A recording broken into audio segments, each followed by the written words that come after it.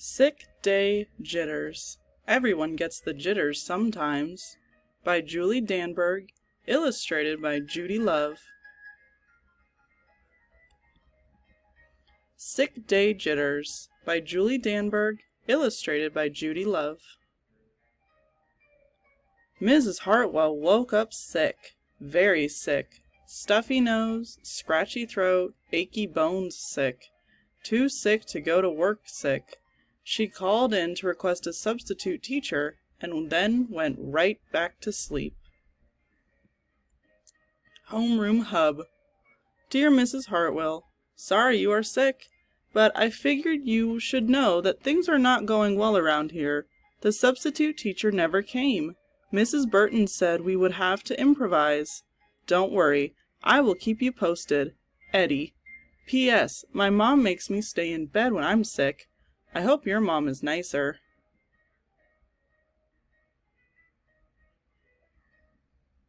Dear Mrs. Hartwell, Mrs. Martinez came in to get us started today. Instead of making us do our morning jobs, she put on some very loud music and had us exercise.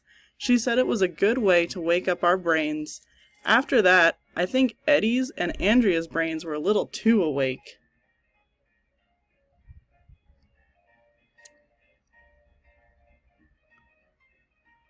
Dear Mrs. Hartwell, Mr. Johnson taught reading, but he should really stick to math.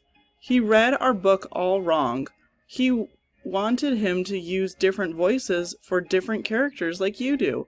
He tried, but he didn't sound like Junie B. Jones. He sounded like a growling frog. It was a little bit scary. Daniel. P.S. When I have a sore throat, popsicles make me feel better. Purple popsicles work the best.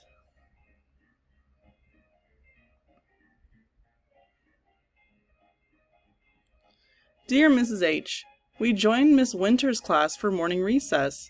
She isn't very good at basketball. You should help her when you get back. Dante.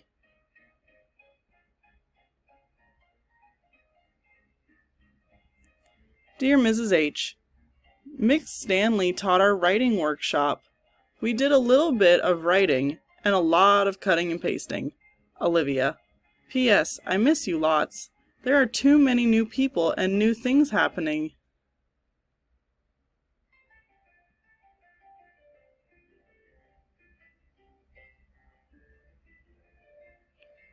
Dear Mrs. Hartwell, yay, we had pizza for lunch. Then I remembered that it's your favorite lunch. Don't worry, we saved some for you. I put it in your desk drawer for when you come back. Sergio. P.S. Hopefully tomorrow?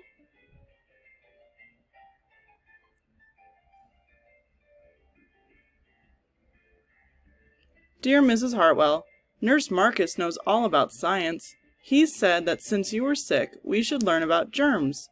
We did an experiment with a special lotion to show how germs spread. The lotion was invisible, like germs, but we could see it by shining a special flashlight.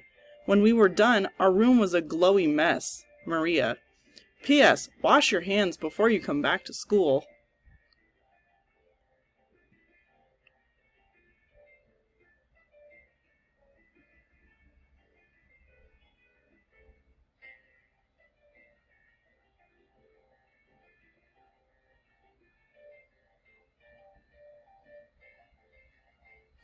Mrs. Hartwell, we had to watch a documentary about penguins with the big kids during social studies. It was kind of scary being in the room with all those huge fifth graders. Eddie pretended to be a penguin the rest of the day. It was annoying. Andy.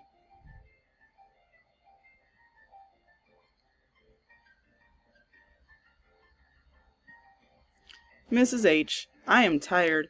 It has been a long day. Mr. Gordon came in for the last half hour and taught us a cleanup song that he wrote just for us. He told us to sing it every afternoon before we go home. Amir. P.S. Don't worry, we'll teach it to you when you get back. You can sing it when you clean off your desk. It got a little messy today.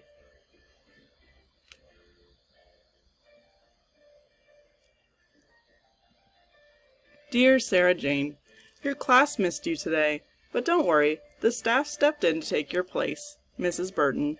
P.S. Although we all know you're irreplaceable.